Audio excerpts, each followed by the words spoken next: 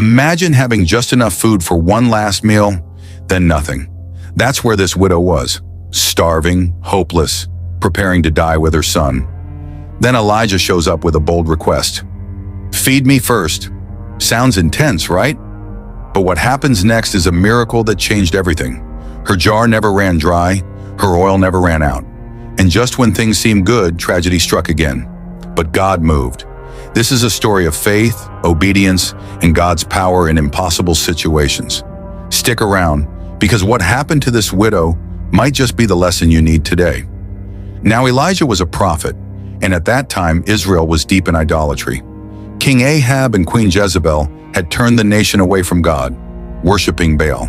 So Elijah shows up and tells Ahab, "As the Lord, the God of Israel lives, whom I serve, there will be neither dew nor rain in the next few years, except at my word." 1 Kings 17 verse 1. Boom, just like that, a drought begins. No rain, no water, no crops. And guess what? That means famine.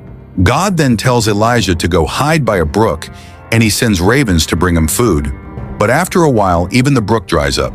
Now Elijah needs a new place to stay, and here's where the widow comes in. God tells Elijah to go to a town called Zarephath.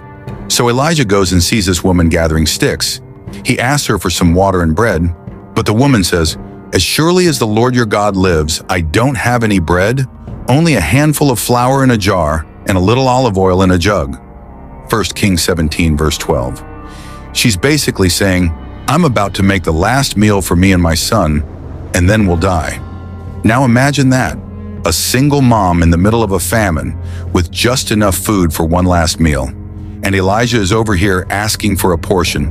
But here's the twist. He tells her, "Don't be afraid. Just make some for me first and then for you and your son.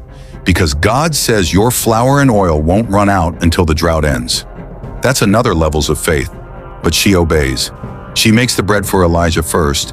And just like God promised, her flour and oil never run out. Every time she checks the jar, there's more. God kept his word. Now you'd think that's the end of the story. But later her son gets sick and dies. And she's heartbroken. She even blames Elijah. But Elijah takes the boy, prays over him, and stretches himself over him 3 times. And God brings him back to life. The widow then says, "Now I know you're a man of God." That moment wasn't just about food. It was about faith. It was about trusting God when everything looks impossible. So what's the takeaway? Sometimes God asks us to trust him when it doesn't make sense. Sometimes provision comes from unexpected places,